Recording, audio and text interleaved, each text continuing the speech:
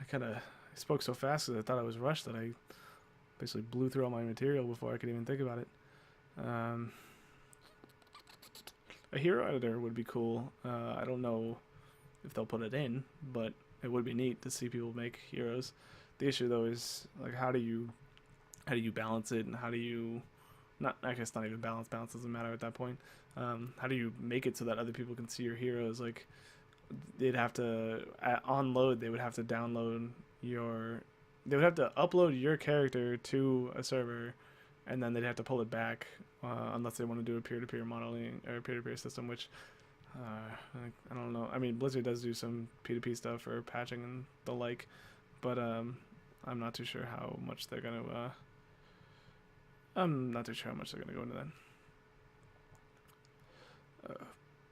I think, I think that's it.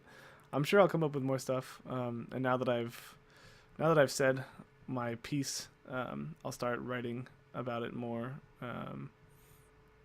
I'll probably post an article on Reddit soon. I'm gonna try to work with Sophis and write something up with him because he's a good writer, and he clearly knows things about all the maps and goodness. Yeah, reorienting spells and stuff would be neat. Um, Again, deathmatch games in MOBAs are kind of weird because certain characters don't flourish until the end game. Certain characters are really good in the early game, and I guess you could consider that kind of a trade-off that you take as you go in. It's not necessarily something that you can rely fully on. Like you can't say that a like everyone's gonna pick an early game character because then if you pick a full early game team and you don't make it to the objective by early game, then you're kind of screwed. Um, so that's that. I'm gonna be doing more short little streams like this off and on. So definitely check in. And I'll pretty much always throw up some kind of thread on Reddit. So that's that.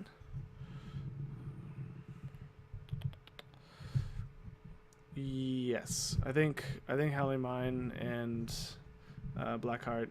I think Halley Mine, Blackheart, and Curse Hollow might end up getting dropped from competitive play once the user maps come in. Even Dragonshire will probably get some kind of a rework, and people will put their own little spin on it, and it'll get a little bit more love than it does right now. Even though it's, from what I've seen, everybody loves it. Um, but yeah, I think once the user maps start getting made, I think that's definitely a possibility. Um, I'm trying to think of. I mean, Dota was a user made map. Like that game was literally user made. It was patched a ton. It was buffed. It was nerfed. The map itself was interesting. Hello. Um,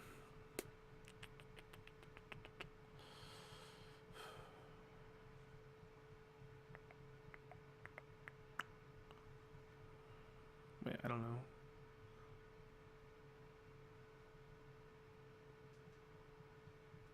Oh, I see what you're saying. Yeah, I mean, mm,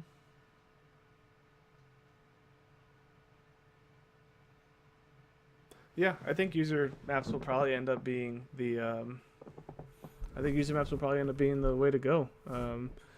Blizzard will certainly give us the templates, which they already pretty much have. They've given us starting ideas, and I mean the WoW or Jesus the Blizzard fan base is pretty dang large. So um, them being in the equation, I think we're gonna see some really cool stuff.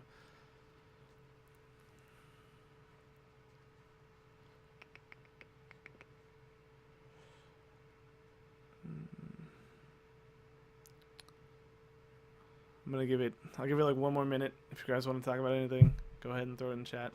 Other than that, I'm gonna go get ready for raid, and I'll start my write up about all this good stuff that we talked about. Their tool, I mean, it might have import tools, it might not. I would imagine that if they're going to use or give us a tool set, it'll probably stay pretty vanilla. I hope that the game does allow for, yeah, Line Wars. Line Wars would be really funny to see, in games like anime hero fight. That would be awesome to see again, where it's literally just a 5v5 brawl, just a big square where people just fight, fight, fight, fight, fight, and then you can go off and get like little buffs if you want to go off to the side screen. Like custom games in general are gonna be really cool. Um, I think this game has a lot of potential that other MOBAs are kind of untapped for right now. So I definitely want to see it for sure. Although I guess I can't say that for 100% because League's community did have some pretty neat game types that were they were kind of out of the blue. Like Catch the Teemo was pretty funny. I like that. That was a silly game to play. What else? There was another one that I used to play all the time. That was really fun. I wasn't really a fan of Base Race. Base Race is kind of weird. Yeah, I gave a little bit of a talk about that TMT earlier.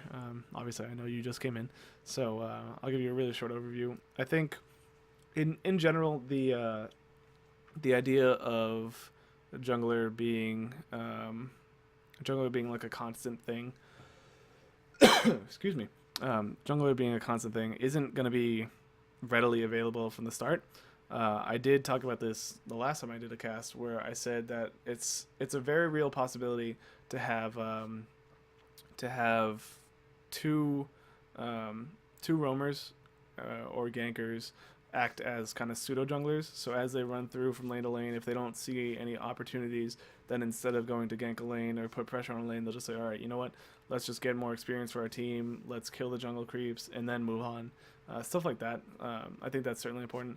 And when it comes down to competitive play and the way that it factors into the actual game, I think the jungle creeps or mercenaries, whatever you want to call them, I think that they end up becoming a massive point of contention when you're dealing with maps like Blackheart's Bay, where they give the extra buff of gold or doubloons.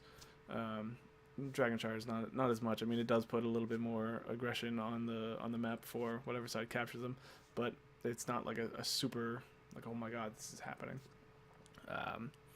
So I think if you leave a lane visibly and you've been gone for too long, I think it puts the other team kind of in a caution state, and they also have to make the decision right away to say, okay, we need to find out what's going on. We don't know where they went. Maybe they're setting up a gank. Let's go kind of check our jungle because we know that they're not getting experience here, so it's not that big of a deal. We're still going to get experience if we go off and roam, and they're going to make that call and say, okay, this is this critical decision. We're going to go fight them off of whatever they're doing.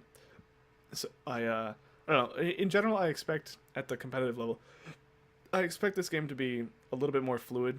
The maps are, I guess, they're a little bit smaller in general than the other MOBAs. So there's a lot more room to work with. There's a lot more movement that's oriented, and that's just a thing. Obviously, Hero still has its big baddie. It's got the Golem, which is I don't want to say it's like a have to do type of thing in a game, because it's really not. I mean, you don't need to kill Roshan or Baron in League or Dota, but at the same time, like, if you can, you should. So I think killing the Golem will be kind of a point of contention, where especially in this game, where it's not like, okay, well, I'll just go farm and I'll get experience for myself, and then I'll go up with my team. It's like, okay, the entire team is missing. That means that they've made a call somewhere, and if the entire team is missing, they're losing experience for this. So that means they have to be trading something. They have to be doing something, and I think that's going to kind of fuel the fire into people to say, okay, whoa, we need to do something. Yeah, Deathwing Exertion would be cool. I think Groll would be more kind of the Roshan type thing, maybe, because big old Groll. But that's that. So there's no gold This is a question. So there's no gold, and the map themes compensate for this. Yes, I guess. It's it's more like you don't get gold to buy items. You get experience from being around things that die to put your points or to level up and put points into talent trees. And those talent trees sort of act like your items, but at the same time they act as your abilities too for certain tiers on the talent tree. So that I mean that's that that's how that works. And the way that the game is designed right now, it's a lot of objective based play, which means you basically kind of you have to pick the talent that does right for you at the current time, but also has at least a couple of steps forward that'll help. And you have to kind of realize, okay, like I could go full burst, but that's only going to help me in X and Y scenario. Maybe it's better to take a little bit more tankiness and have a little bit of health or something like that. Or maybe this ability is really good for laning if we're going for a laning gameplay strategy, but if we get into team fights, not as good, stuff like that.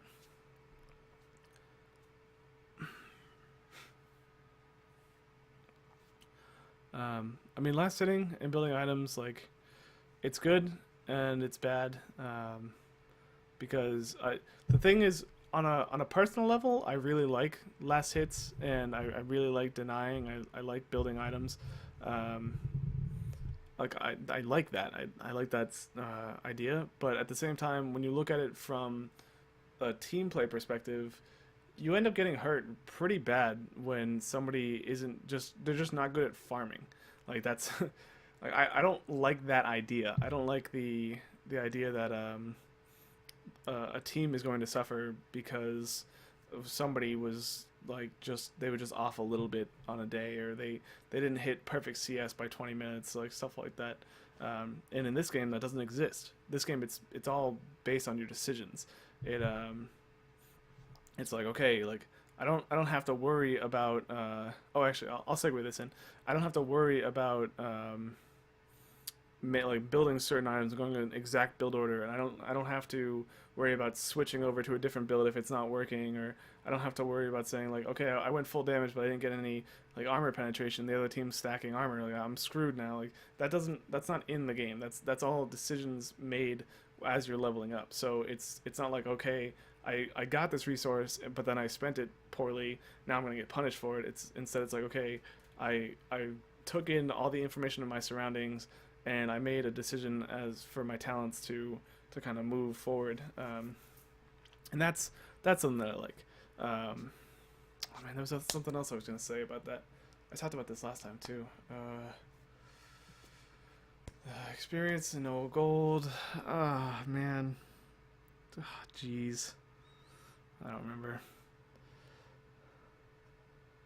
I don't. So, okay. So you're asking what the the showmanship of the game is. I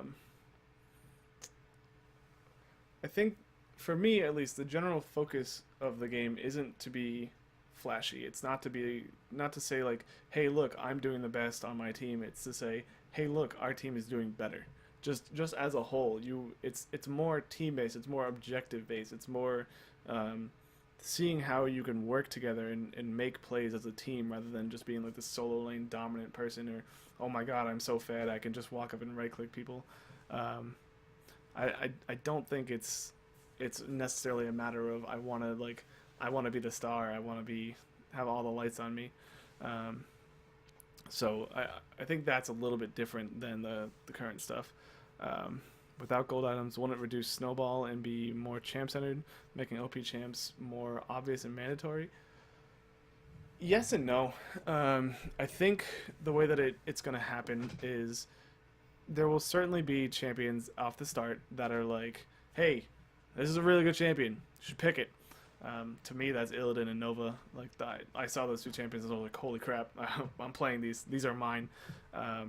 But the way that I see this game going is you basically trade for every choice you make, there's a trade-off, because you only get to pick once, and you only get to pick from a select set of skills as you go through. So when you're